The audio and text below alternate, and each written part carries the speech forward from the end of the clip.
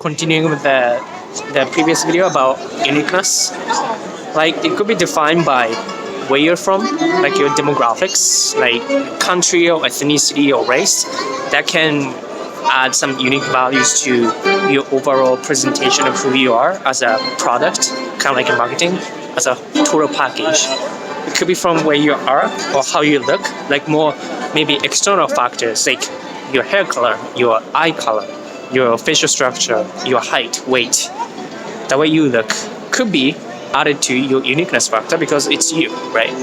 So nothing against that external factors, but also if you focus on internal factors, that's what makes one's personality more interesting.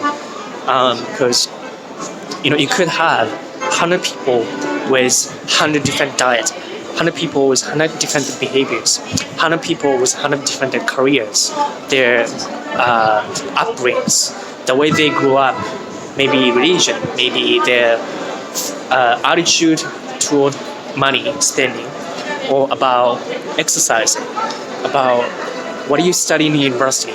Everything adds up, and as you grow and grow and grow, for me, after reading a lot of books, it is about realizing my own values, what I value in my life, and realizing my strength and weakness. So for me personally, I have been focusing a lot on fitness, diet, fitness, health. That's the most important thing in my life because that enables everything, or it can disable everything in my life.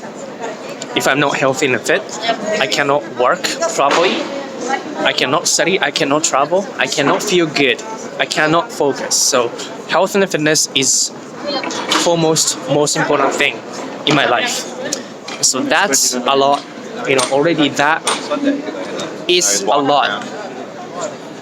That says a lot about me. And after that, I have also done some artistic thing, like played violin for 9 years, right? I played violin. Also, I did practice shodo, which is Japanese calligraphy, some artistic thing. That's pretty big. I also studied European architecture, Japanese Eastern architecture in Czech Republic. So architecture stuff, something that I was interested in since I was a kid, like world history, I was interested. Other vector, maybe perspective, I pretty good at engineering, computer science. So that is combined together, it makes you even more interesting because you're basically multiplying one, like you're kind of like doing math. A multiplied by B, you get such a smaller percentage. So I'm a person who are super into fitness, and also have experience in arts, like playing violin, shodo, Japanese calligraphy, and also I'm pretty good at software engineering. And also I'm from Japan, and also I have lived in Canada, Japan, New Zealand, Czech Republic, Ukraine, Thailand, Germany, and also what else I can add? So I have traveled a lot, I've lived in different countries, I have education in computer science, but I have explored my artistic side a lot, and I speak Japanese and I also do salsa dance. See, you multiply those, and how unique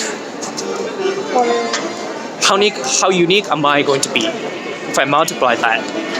Like maybe half of them play music, and maybe half of them are into fitness, maybe half of them speak Japanese, like multiply 0.5, 0.5, 0.5, 0.5, and your uniqueness factor, comes down to maybe like 0.00001%.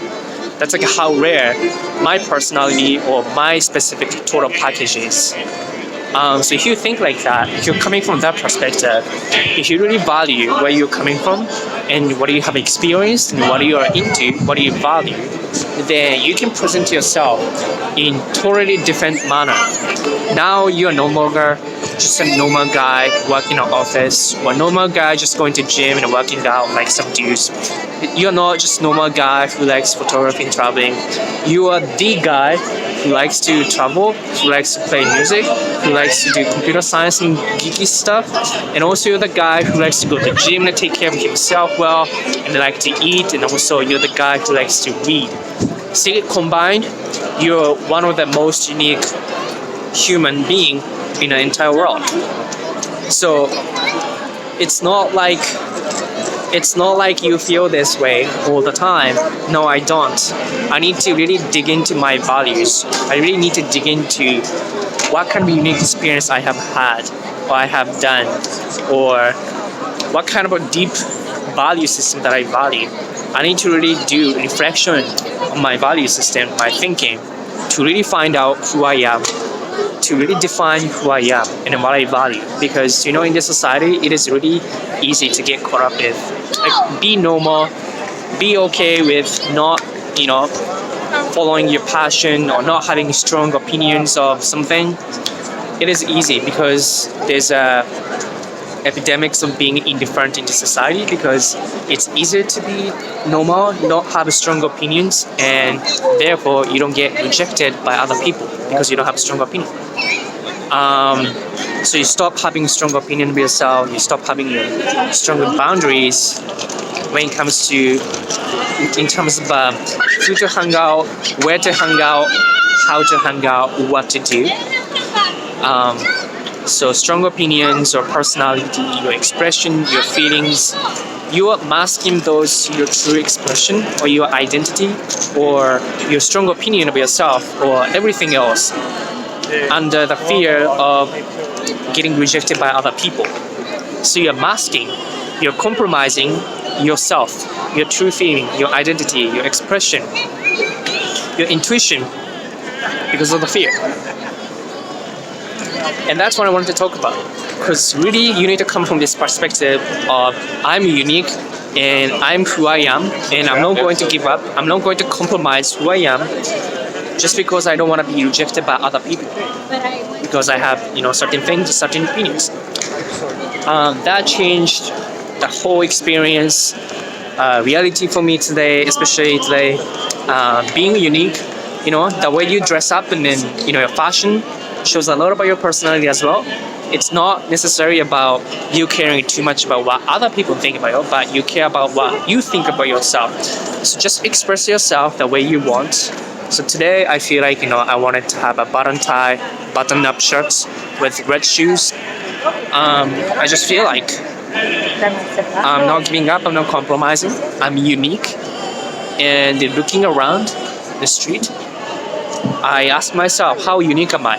How unique am I to be super comfortable wearing these button-up shirts and then red Under Armour shoes and shorts and backpack, and from Japan, and working in Germany, and have traveled in Canada, United States, New Zealand, Thailand, Ukraine, Poland, blah blah blah blah blah, and have played violin, and have played Japanese calligraphy, and have practiced salsa dancing, and speak Japanese, and then read, and then go to gym, diet, blah blah blah, and fitness competition experience.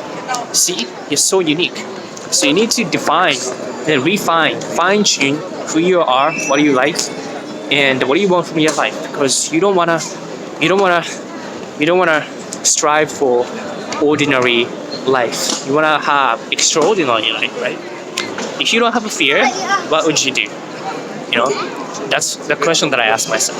If I don't feel fear, what would I do and what would I have done?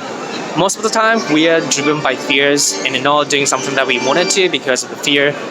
So if I ask myself, if I didn't have any fears, I would have done so many things. But I was so invested in not being rejected by those people than being rejected by being aligned with my feeling and my thoughts. I actually compromise a lot about my feelings and expression, and I think this is common to everybody. So I'm trying to fix that. So today was a big lesson. So that's kind of thing I wanted to talk about today. You don't want to be so invested in some people not rejecting you than them rejecting you but being aligned with what you feel and what you think. Because you don't want to compromise your feeling, expression, your strong opinions. other way I'm saying is, are you so scared of being disliked than being liked by somebody else? Because you're being somebody else, meaning that somebody's gonna hate you, but somebody's gonna also love you. If you're so scared of being disliked, then nobody's gonna like you because you're not polarizing it. Polarizing meaning either dislike end or like end. You're polarizing from the middle ground. And if you're so scared of being disliked than being liked, so scared of being disliked than being liked, then you're not gonna risk doing anything to just avoid being disliked. But you're not going to polarize to be liked by anybody else. Which one would you, like to have? Be loved by somebody passionately, or be not disliked by anybody but have super boring, ordinary, normal life? I would rather to be rejected and disliked by so many people, but have a few loving me, who I am, what I do, what I feel, what I express, and what I like. I'd rather have that kind of experience in life than just avoiding being disliked but not liked by anybody else. So that's it, guys. I wanted to talk about this stuff because it's a life learning lesson, and it is really hard, really hard living in corporate 9 to 5 and then university academics and then that kind of structured road. If you're taking that path of that what people think is a good life, just go to good school, get good job, blah blah blah, then you're gonna lose strong opinion of yourself because of the fear, driven by fear of getting rejected by other people. And that, masking and compromising your true feeling, your thoughts, your true feeling, maybe your bad side, negative sides, or maybe your thoughts, behaviors, because you're not perfect. You need to be vulnerable enough to be able to express that instead of masking and compromising those. This is a life learning lesson. So yeah, the time spent. I'll catch you later, guys. Bye bye.